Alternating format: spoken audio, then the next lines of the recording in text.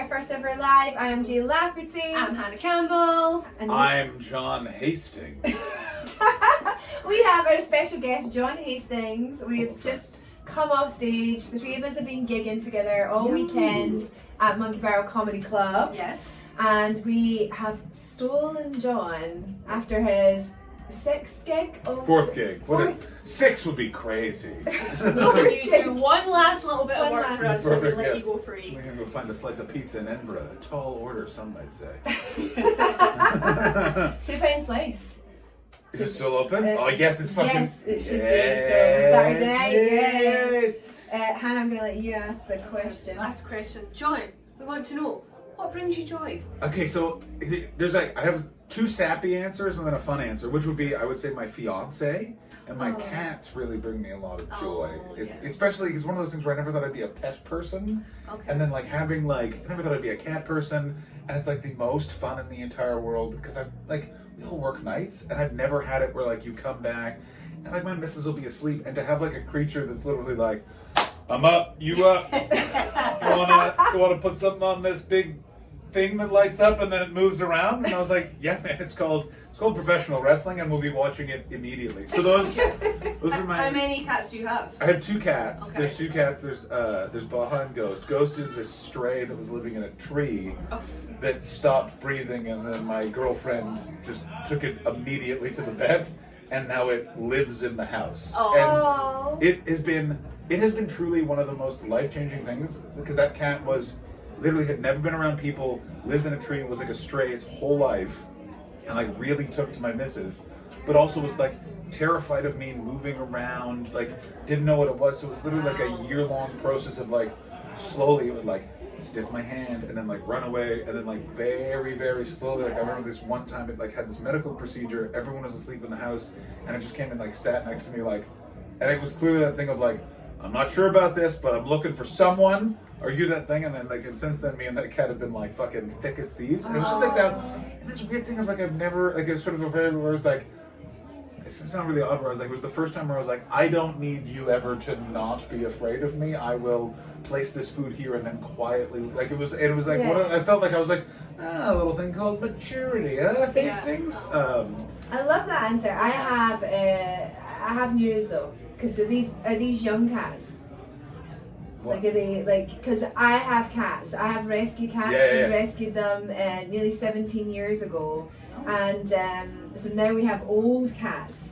And one of my cats has just taken I don't know. She's just decided she's not going to shit in the litter tray anymore. Where she likes to shit is in the bathroom floor, which makes a little bit of sense. She's gone, this is where you do it. I've watched you do it, and I'm going to join in. But what I really like to do is wait until 3 a.m. in the morning, and I'll shit on there so that when you wake up in the middle of the night, there's a chance you're going to stand on it. And I'm going to watch you, and you're not going to be able to say fuck off. Last time I came round to your house, I was warned the cat may shit at any moment.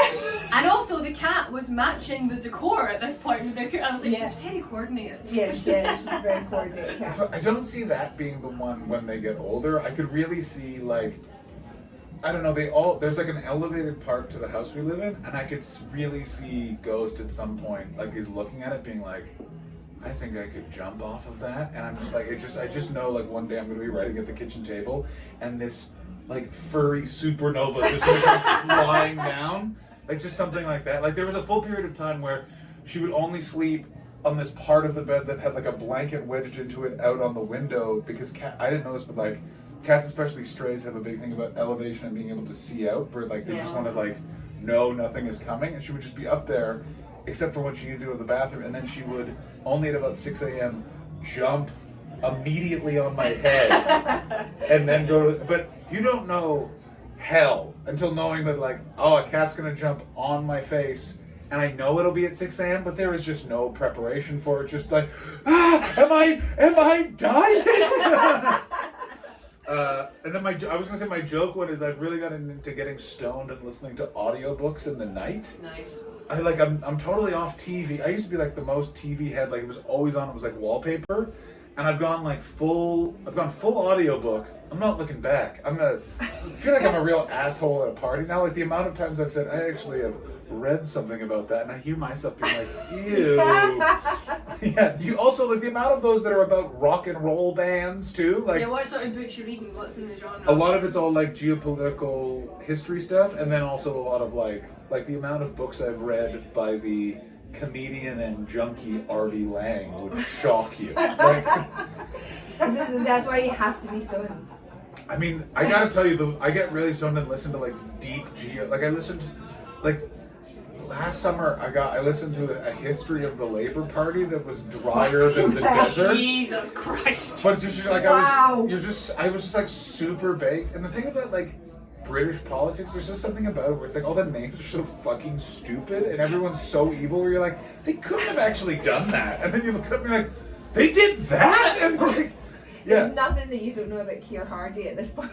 Oh my god, just think the fucking 70s with the Labour Party is literally like, and then it gets to Margaret Thatcher and you're like, oh, she wasn't wildly popular, you guys were criminally inept. And then it gets to Gordon Brown and you're like, how is this guy still not the Prime Minister? It's like, well, because English people don't get good things. Like, he was just a grey, one-eyed man who hated that woman, and they made it sure he never forgot it. For sure. I have a Gordon Brown story. Oh. Well, I was doing breaking the news, and I was driving back Rory Bremner. So him and I were driving back, and he's like, I was like, I'll drop you at your, like, where are you staying in Edinburgh? He's like, well, I'm actually not, I'm meeting a friend for drinks in this pub in Edinburgh called the Blue Blazer. And I was like, yeah, okay, I can drop you at the Blue Blazer. He's like, would you like to come in? And I was like, no, I'm fine, I'm just going to drop you off. We were actually going on holiday the next day, so I have to go back and pack, there's like a whole thing. And he's like, oh. And then the person he's meeting drinks with phones him, and obviously I fucked this by saying I've got Gordon Brown, sorry, and it's like Gordon Brown. And then he's like, are you sure you don't want to come for a drink? And I went, yeah, I want to come for a drink with Gordon Brown. I don't drink, and I would be like, yeah, let's fucking go. And I'm going to sit down and immediately be like, you were fucking right about Tony Blair, man. You nailed that. You nailed the fucking 2008 recovery, and you also nailed being angry at everyone on this island. You rule. Oh, he has it, and then he get fucked over. So how was Big Gordy? Well, see, this is the killer. Is actually I dropped him off, and I did fucking have to go back because I was going. I know, and I was like, I phoned and I was like, do I have time for this? But our plane was leaving at like 4 a.m. I was like, I don't have fucking time for this. But so it's a shit story. That's great. The time I almost met Gordon Brown. Here's how small Scotland is. The amount of people I know that have I've met, like, it's not, I think it's about 4 different people that are like, and then Gordon Brown was there. I'm like, is there no one in this country? He only lives in Fife, right? So he's Does he live in Fife? Because I thought he lived in Edinburgh. Like proper in Edinburgh, because he was around during the Fringe at one point, and I was like, I'm sure he has a home in Edinburgh. Yeah. We're all very close together.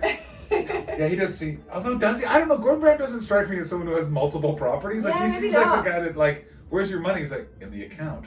Yeah, where I like to keep it. Yeah, I guarantee he's a guy. He checks the balance. Like, he's just sitting there having like some ludicrously strong tea. He's gonna get a couple of bags in 1 cup, and then just checking. It's just like, good. Well, thank you so much for taking some time, telling us all about your joy. Hey. Joined us as well. Oh, I'm sorry, you're in the middle of something? We're doing the Joy Agenda, just a little live. Well, you've already been on Joy Agenda. It's not live, don't worry. Yeah. You're actually recording a podcast in here now. We're just doing a quick little video. Little thing called social media, man. You want to get well, into if you wanted to be in it, just fucking ask. Yeah, you just have to just crash. Finally, another form of social media in which 12-year-olds can comment and bully me. That'd be nice. That'd be nice. Hey, we're not all just 12. I mean, nothing. Thank you so much.